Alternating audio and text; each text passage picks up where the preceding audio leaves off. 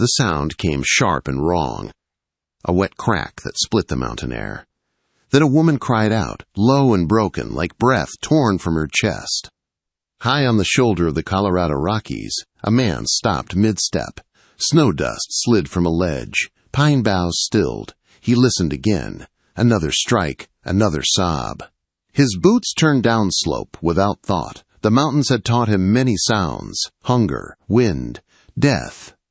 This one was different. It was cruelty, and it was close. Below, the sun burned copper against stone, and somewhere in that light, someone was being hurt, who would bleed before nightfall, and who would not survive alone. They called him Caleb Holloway, a name passed quietly between trappers who rarely saw him twice. Caleb lived where trails gave up, where the ridges grew too steep for wagons and the silence pressed heavy as snow. He spoke little, needed less. The mountains were not empty to him. They were precise, honest. If you listened, they told you what would kill you and what might let you live. He moved now like part of them, down shale and through spruce. No sound, no rush, only purpose. The cabin appeared suddenly, squatting in a clearing like something ashamed to be seen. And beside it, in the dirt, a woman lay curled around herself. A man stood over her. He held a hickory switch, worn smooth by years of use. Each time it rose, it whistled. Each time it fell, flesh answered. The man's face was hard, pale with certainty. Not anger, conviction. "You brought filth into my house," he said, voice steady. "You will learn what that costs." The woman made no plea. She had learned those were wasted. Her dress was torn at the shoulder. Blood streaked her arm. Her breath came shallow and fast. Near her, a wooden crate shook with thin cries. Two voices, small, desperate. Caleb saw everything, and did nothing, yet. The man struck again, then again, then stopped. He coiled the switch like rope after work, looked down once more, not at his daughter's face, but at the crate. "Bastards," he muttered. Then he turned and walked toward the trees. Only when the forest swallowed him did Caleb move. He stepped into the clearing like a shadow made solid. The woman flinched, raising her arms weakly, her body braced for more pain. She did not look at his face. She only saw boots, a man's shape, enough to make her shake. No blow came. Instead, a canteen touched the dirt near her hand. Caleb backed away 2 steps and stopped. He looked not at her wounds but toward the tree line, giving space, giving dignity. After a long moment, thirst won over fear. Her fingers closed around the canteen. She drank, spilling half down her chin, sobbing once when the cool water hit her throat. When she finished, she set it down with care, like something borrowed. Her eyes lifted then, just briefly. He was big, broad through the shoulders, beard dark with frost at the tips. His eyes were gray, still, not unkind, not curious either, as if he had already decided something and was simply waiting for the world to catch up. He turned to the crate. Inside lay 2 newborn girls, wrapped in rags, faces red and scrunched with hunger. Caleb's hands, scarred and strong, slid beneath the rough wood. He lifted them as if lifting glass. Then he held out his other hand to the woman. She hesitated. Every lesson of her life screamed at her to crawl away. Men took, men judged, men hurt. Yet something in the way he waited made space for choice. Her name was Eliza Boone, and she was very tired of choosing pain. She placed her bruised fingers in his palm. His grip was firm, careful. He pulled her up without jarring her back, steadying her when her legs buckled. She swayed once, then stood. They left without looking back. The path he took did not look like a path. It twisted through rock and brush, vanished, reappeared. Liza stumbled. Each time, his arm was there. Silent, solid. He carried the crate in one arm, never tilted it, never rushed. They reached a hidden fold in the mountain where stone opened into shadow, a cave, masked by laurel and thyme. Inside, the air was cool and clean. A spring whispered somewhere deep within. Caleb set the babies down on pine needles softened by hand. He knelt beside Eliza and began to clean her wounds. Water. Buckskin. Movements sure and respectful. When he pressed a dark green paste to the welts on her back, she gasped at the sting. "Breathe," he said quietly. It was the first word he had spoken. Night came. The babies cried, hungry, relentless. Eliza's body trembled as she tried to give them what little she could. Caleb watched once, then stood. He was gone before she could ask where. Fear crawled back into her chest. She rocked the girls, whispered apologies. The cave felt larger without him, colder. Then, near moonrise, a shape returned. Caleb led a small cream-colored goat on a braided rope. He moved slow, calm. He spoke to it like wind through grass. Somehow, impossibly, he coaxed milk into a tin cup, warmed it, tested it, then passed it to Eliza. She laughed once, a broken sound, then cried. Days followed a new rhythm. He hunted, he gathered, he watched. She healed, she fed, she learned his silences. He carved small animals from aspen scraps, set the babies where sunlight touched stone. Each night he sat at the cave mouth, a dark outline against stars, keeping the world out. Eliza watched him when he thought she slept, this man of the high places. She had been told men like him were beasts. Yet every scar on her back had been given by her own blood, and every kindness by a stranger. As the moon grew round, her strength returned, so did thought. Questions, needs. She would have to go to town, to Ridgeway, for salt, cloth, soap. When she told him, halting and unsure, he listened, then nodded once. Before she left, he pressed a beaver pelt into her hands, soft, perfect, worth more than pity. She did not know then that town judgment would drive her back into the mountains, or that the peace she had found would be tested by fire and flood and blood. She only knew this. For the first time since her girls were born, she was not alone. And somewhere beyond the ridges, a past she had fled was beginning to stir. Morning came soft and pale, slipping into the cave like a careful guest. Eliza woke to the sound of water dripping somewhere in the dark.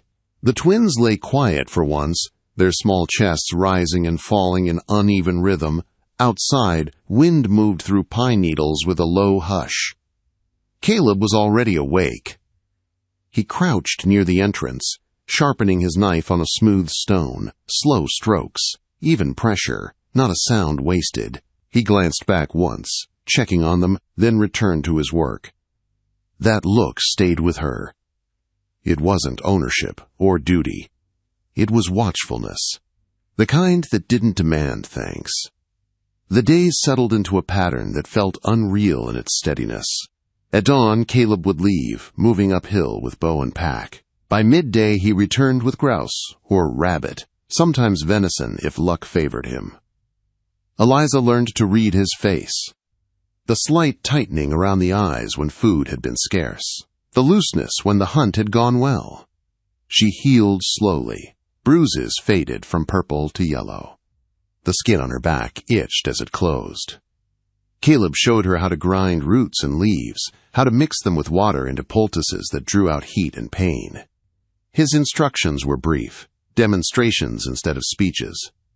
He never asked about her father, never asked where the girl's father was.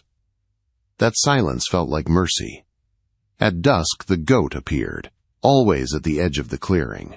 Caleb would lead it close, milk it, warm the cup, then hand it to Eliza. She fed the twins carefully, whispering to them, as if afraid the mountains might overhear and take offense. She named them Anna and Maeve. Caleb nodded when she told him, said nothing more. A week passed, then 2. Eliza grew stronger, strong enough to stand longer, to walk farther, to help. She swept the cave floor, gathered pine needles, watched closely as Caleb worked, storing each movement away like a map. She noticed things too, how he always sat with his back to stone, how his eyes lifted at sounds she could not hear, how he never slept deeply, even when exhausted. One morning she told him she needed to go to town. He looked at her then, really looked. "To Ridgeway," she said, "just for supplies, salt, cloth. I won't be long." Silence stretched. The fire popped. At last he nodded, reached into his pack and pulled out the beaver pelt, placed it in her hands. Their fingers touched. Just briefly, the contact sent a strange warmth up her arm. She left at first light. The path down felt longer alone. The mountains watched her without comment. By the time Ridgeway came into view, her heart had tightened into something hard and small. The town was all straight lines and right angles. Wooden storefronts, muddy street, a church steeple cutting into the sky like a blade. Eyes followed her. She felt it before she heard it. The hush, the way women paused mid-sentence, the way men looked and then looked away. She stepped into the general store, breathing through her nose, counting steps. She laid the pelt on the counter. The storekeeper raised his brows. Surprise flickered, then something colder. Before he could speak, the bell over the door rang. "Why, if it isn't Eliza Boone!" The voice was sweet. Too sweet. She turned slowly.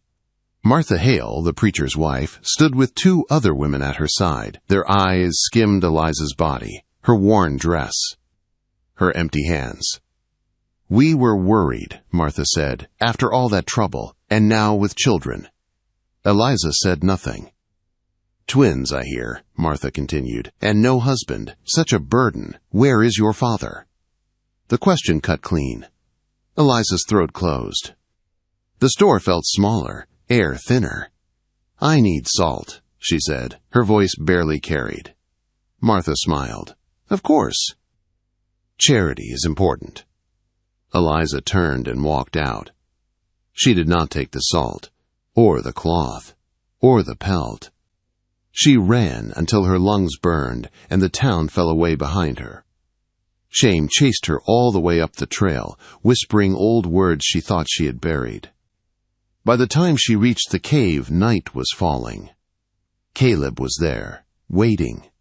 He saw her empty hands, her red eyes. He said nothing. Just took the canteen from his pack and handed it to her. She drank, then leaned against the stone and cried without sound. That night, the mountains held them close. The weather changed 2 days later. It began with light, a strange brass color coating the peaks. The air grew heavy. Still, insects vanished. Even the birds went quiet. Caleb stiffened. He packed fast, motioned for Eliza to gather the babies. They moved deeper into the cave. Through a narrow crack she had never noticed, it opened into a small chamber higher up. Tight. Safe. The storm broke like the sky had split. Rain fell in sheets. Wind screamed through the valley. The ground shook as water tore loose stone and soil. A roar rose from below, louder than thunder. Eliza held the twins close, humming through clenched teeth. The mountain trembled. Somewhere, something gave way. When dawn came, the world was changed.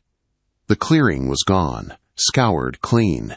Mud and rock piled where trees had stood. The laurel curtain was torn away. And the goat was gone. Caleb found the tracks, large, heavy, ending in blood and churned earth. Eliza sank to her knees. Without the milk, the babies cried, thin, hungry. Caleb hunted longer, returned with less. He made broth from bones and meat, strained thin. It was not enough. He knew it. She knew it. Eliza began to gather again, roots, berries, anything she remembered him touching. Her hands blistered, her back ached. Still she went. One evening Caleb returned empty-handed. He saw the small pile of roots by the fire, looked at them, then at her. Something shifted. He nodded once, slower this time. Partners. The next morning, Anna coughed. A dry sound, small, but wrong. By nightfall, her skin burned hot beneath Eliza's hand. Caleb knelt beside them, touched the baby's brow, listened to her breathing. His jaw tightened. He stood and pointed north, toward the high peaks. "Columbine," he said. Then he was gone.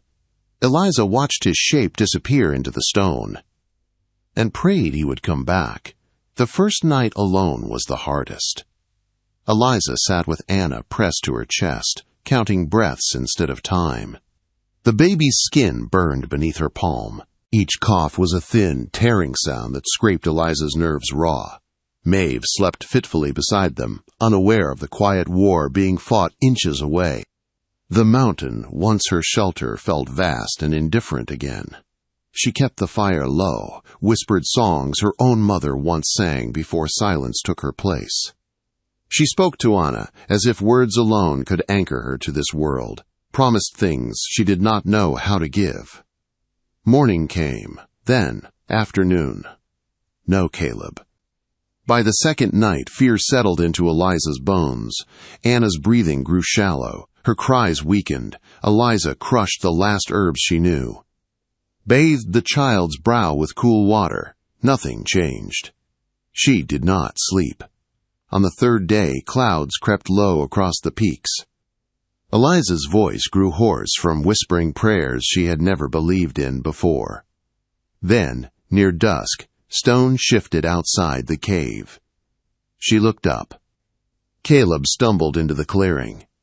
His coat was torn, blood soaked the sleeve at his forearm. His face was drawn tight with exhaustion, but in his hand, clutched like a promise, were pale blue flowers. Delicate, almost fragile enough to vanish. He dropped to his knees without a word and crushed the petals between two stones. Eliza rushed to him, adding water, steadying his shaking hands. Together, they fed the medicine to Anna. Then there was nothing to do but wait. They sat side by side through the long night. Firelight danced against the cave walls. At one point, Eliza's hand brushed his. Neither moved away. Just before dawn, Anna's breathing eased. The heat faded slowly, like a storm retreating. Eliza broke. She covered her face and cried into her palms, quiet, shaking. Caleb sat beside her, unmoving, keeping watch while hope returned breath by breath. When the sun rose, Anna slept deep and calm. The mountain felt kinder again. Days passed. Healing followed. Caleb spoke more, just a little, names of plants, signs of weather. The way clouds gathered before snow, Eliza listened, learned, repeated the words until they stuck. She tended his wounded arm, cleaned it carefully. Her touch made him tense, then ease. Something unspoken passed between them in those moments. Gratitude, respect, something deeper neither dared to name. Peace returned, softer than before. Until the day Caleb came back from patrol with different eyes. Sharper, harder. That night he sharpened his knife long after the fire burned low. Again and again, the sound scraped through the quiet. Eliza felt it before she understood it. The next morning he led her down trail to a patch of soft earth. There, pressed into the mud, were horse tracks. Shod, fresh. Beside them, boot prints. Her father. The fear that rose in her was old, familiar. But this time, it did not hollow her. It hardened her. Caleb did not speak. He didn't need to. They prepared. He showed her a hidden climb. A ledge high above the clearing.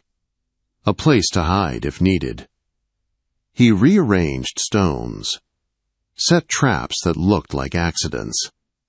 The valley became something else. No longer a home. A battleground. The men arrived 2 days later. Eliza heard them first. Voices, harsh, complaining. She gathered the twins and slipped into the fissure behind the cave, pressed herself against stone, held her breath as a man stepped close enough she could hear his spurs jingle. One baby stirred. Eliza hummed, low and desperate. The man paused, then moved on. When Caleb returned, she told him everything with her eyes, with the way her hands shook. He nodded once. That night, she went to him. "I won't run again," she said. He met her gaze, saw the fire there, the resolve. He nodded again. The next morning, they left the cave. High above, Eliza watched as her father stepped into the clearing, his rifle slung easy, confidence heavy on his shoulders. The hired man followed close behind. "Come out," her father called. "This ends today." The answer did not come from the cave. Caleb stepped from the shadows across the valley. Still, silent, unmoving. Her father sneered, ordered the hired man forward.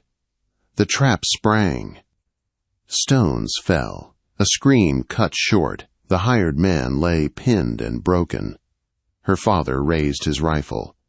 Caleb did not move. Something passed between them then, a truth older than words, the mountain choosing its own. Her father's hands trembled, his certainty cracked. He lowered the rifle. He fled. Caleb freed the hired man with cold efficiency, spoke one word. "Go." When it was over, he climbed to Eliza. She took his hand. The past loosened its grip at last. But freedom brought questions. That night, Caleb spoke of another valley, of people who lived by different rules, where strength mattered more than shame. Eliza listened, and chose. They left days later. The journey was hard, but it was forward. When they reached the hidden settlement, smoke curled from chimneys. Children laughed by a creek. Women worked without watching her with narrowed eyes. Caleb told her story plainly. The people listened and accepted her. That evening, as the sun dipped behind the peaks, Eliza stood beside Caleb and watched her daughters sleep safe and unafraid. For the first time, she believed it. This was not the end. It was the beginning. The valley breathed differently than the high ridges. Eliza felt it the first morning she woke there. The air was softer. Not easy, but kinder. Smoke drifted from stone chimneys. A creek ran clear and steady, its sound weaving through the low murmur of voices and the knock of tools on wood. Life was happening. Openly. She stepped from the small cabin they had been given, Anna tied close to her chest, Maeve still asleep inside. A woman passed carrying a bucket. She nodded once. No questions. No looks that lingered too long. It unsettled Eliza more than cruelty ever had. Caleb was already outside, speaking with two men near the trading shed. They stood close, heads bent, voices low. He listened more than he spoke, as always. When he glanced her way, she felt steadied, anchored. The days filled quickly. Eliza learned where to gather water, where to wash clothes, how to trade roots and berries for cloth and salt without begging. No one asked her story outright. They waited. The mountain folk understood that truth arrived in its own time. Her hands grew rougher, stronger. She mended nets, helped skin game, watched other women move through their work with quiet confidence. At night she slept without flinching at every sound. Caleb remained near, but never close enough to crowd her. He repaired the cabin roof, reinforced the door. Hung a small carved hawk above the hearth. Protection, watchfulness. The twins thrived. Their cries grew strong. Their eyes followed movement with bright curiosity. Sometimes, Caleb would sit on the cabin step and let them grip his fingers, his large hands impossibly gentle. Eliza noticed how others watched him, with respect, with trust. One evening, Ezra, the older trapper, sat beside the fire and spoke plainly. "Your father won't stop," he said. "Not a warning, a fact." Eliza nodded. She already knew. "Men like that don't lose," Ezra continued. "They only retreat." That night, sleep came harder. 2 days later, a boy ran into the settlement breathless. "Riders," he said, "from the south." Caleb stood immediately. The valley shifted. Men gathered rifles. Women drew children close. No panic, just preparation. Eliza felt fear rise, sharp and cold, but she did not freeze. She strapped the twins to her back and moved where she was told. Caleb found her near the creek. "Stay with Sarah," he said quietly. She searched his face. "You're going?" He nodded once. Something in her chest tightened. Not terror, resolve. "Come back," she said. His eyes held hers, steady, certain. He left without another word. The riders never reached the valley. They were turned back at the pass, warned, watched. The message was clear. This place was not unguarded, not weak. When Caleb returned at dusk, dust on his boots and tension still in his shoulders, Eliza let out a breath she hadn't known she was holding. That night, after the children slept, she sat beside him by the fire. "You don't owe me this," she said softly. He poked at the embers. Sparks lifted into the dark. "I chose this," he said. The words settled between them, heavy, honest. Days turned to weeks. Autumn crept down the mountains. Leaves burned gold and red. The air sharpened. Eliza learned to read it now, to know when snow was coming, to prepare. She belonged. And yet, some nights, she caught Caleb standing at the edge of the valley, staring toward the high ridges, toward the place he had once called home, solitude pulling at him like an old ache. She did not ask him to stay. She did not ask him to leave. The question hovered between them, unspoken. Then, one cold morning, a familiar figure appeared at the edge of the settlement. Bent, smaller, but unmistakable. Her father. Josiah Boone stood alone this time, no rifle in hand, no hired men. Just a hat, clutched tight, and eyes hollowed by something close to desperation. Eliza felt the world narrow. Caleb stepped forward before she could move.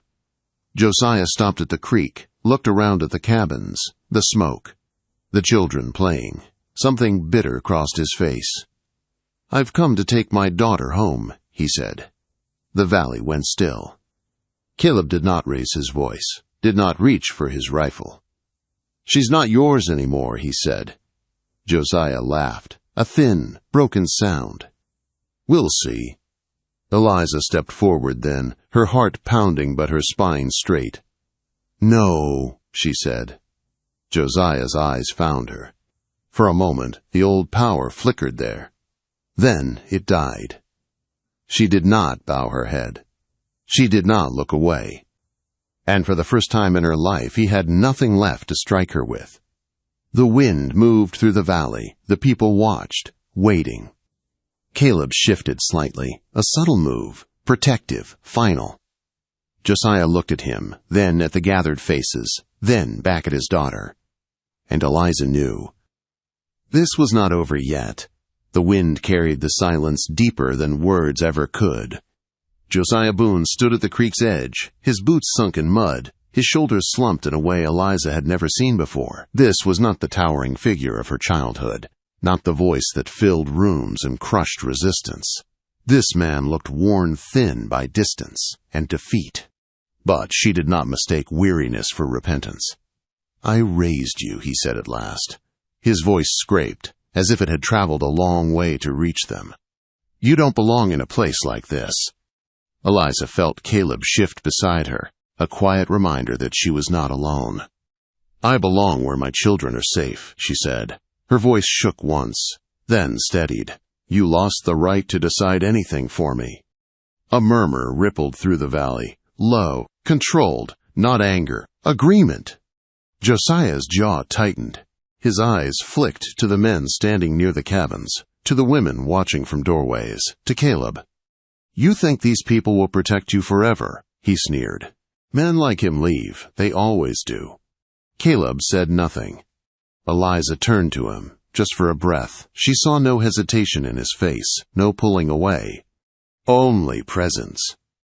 She turned back to her father. "Go," she said. The word felt strange on her tongue. Powerful. Josiah stared at her as if seeing her for the first time. Then something in him broke. Not cleanly, jagged, ugly. "This isn't finished," he muttered. Caleb took one step forward. Not threatening. Final. Josiah flinched. He turned and walked away without another word, his back bent, his shadow long and small against the valley floor. The settlement exhaled. That night, the fires burned later than usual. People gathered in small clusters, speaking quietly, not celebrating, acknowledging the mountain way.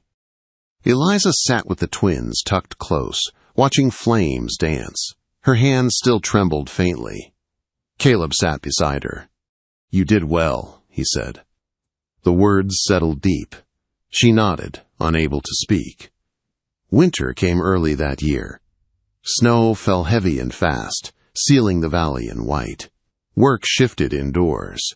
Traps were checked at dawn. Fires stayed lit. The world narrowed to what could be reached on foot. Eliza adapted. She learned to smoke meat, to mend thick wool, to read the silence before a storm. Her daughters grew plump and strong, their laughter echoing inside the cabin like a blessing. And still, sometimes fear whispered. Sometimes she woke expecting to see her father's shadow at the door. Each time, it was only Caleb, standing watch, quiet as stone. One evening, as snow piled against the walls, Eliza finally asked the question that had waited too long. "Why did you stay?" she said. Caleb stared into the fire. "I was alone," he said simply. "Then I wasn't." She swallowed. Spring came slow. Meltwater cut through snow. The creek swelled and sang. Green pushed through white. With spring came movement. Traders passed through. News traveled. One afternoon, Ezra returned from the lower trails with a grim face. "Word from Ridgeway," he said. Eliza felt her stomach tighten.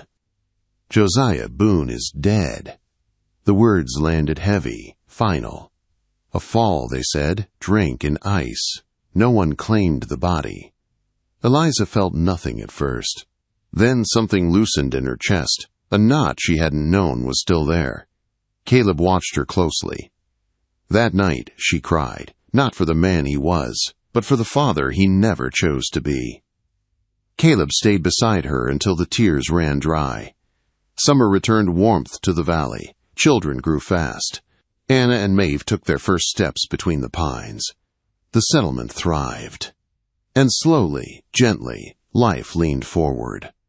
One evening, Caleb stood at the edge of the ridge, pack at his feet.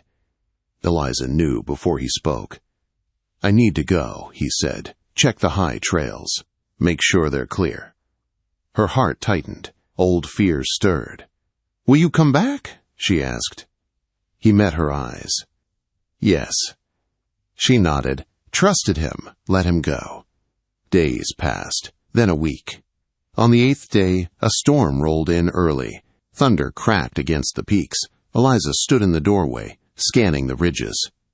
The mountain answered with silence. That night, the wind howled. And Caleb did not return. The storm stayed through the night. Wind tore at the valley like it meant to peel it open. Rain followed, cold and sharp, rattling against the cabin roof. Eliza did not sleep.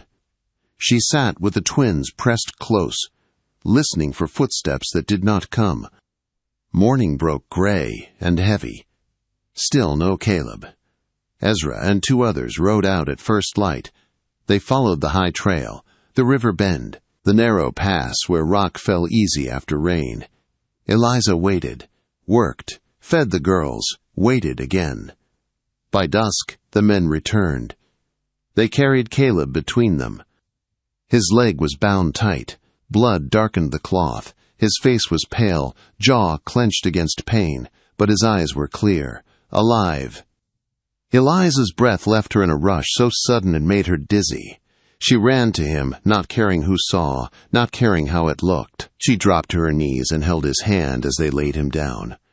A fall, they said, loose shale, a long slide. He'd crawled for hours before they found him. Eliza cleaned his wounds with shaking hands, set the leg as best she could, packed it with snow and poultice, stayed with him through the night. He woke near dawn. "You stayed," he said. "Always," she answered. The leg healed slow, too slow for the high ridges. Caleb knew it before the others said it. His days of walking alone above the clouds were over. Not forever, maybe, but for now. He watched Eliza move through the cabin, watched the twins crawl and laugh, watched the smoke rise steady from the hearth. The mountain had changed him. One evening, weeks later, when the pain had eased and the valley glowed gold in the setting sun, he spoke. "I don't need to go back up there," he said quietly. Eliza looked at him. "I was alone because it was easier," he continued, "because no one could be taken from me." He met her eyes. "I don't want that anymore." The words were simple. They shook her all the same. She did not rush him, did not answer right away. She stepped outside with him and looked over the valley. Children played near the creek. Smoke curled from chimneys. Life moved forward. "This isn't a rescue," she said softly. "I won't be owned, or hidden." "I know," he said. "I don't want to own you. I want to stand with you." Silence stretched, comfortable, earned. She reached for his hand. That was enough. Seasons turned. Caleb built onto the cabin. Wider roof. Stronger walls. Eliza planted near the creek. The twins grew fast, their laughter loud and fearless. They called Caleb by his name first. Then, one day, something else. He didn't correct them. The mountain folk noticed, smiled, said nothing. There was no ceremony, no church bell, no papers signed. Just two people choosing, every morning, to stay. Years later, travelers would pass through the valley and hear the story. About the lone mountain man who stepped out of the shadows. About the single mother who stood up to the world. About how violence met stillness and broke. About how family was forged, not inherited. And high in the Rockies, where wind still sings through pine and stone, a home stood warm against the cold. Built not on fear, but on courage. On choice. On love that never needed to shout to be heard. If you felt this tale in your heart, don't forget to like, share, and subscribe to Wild West Emotional Tales, where every story rides through the dust, the danger, and the kind of love that never dies. See you in the next tale, partner.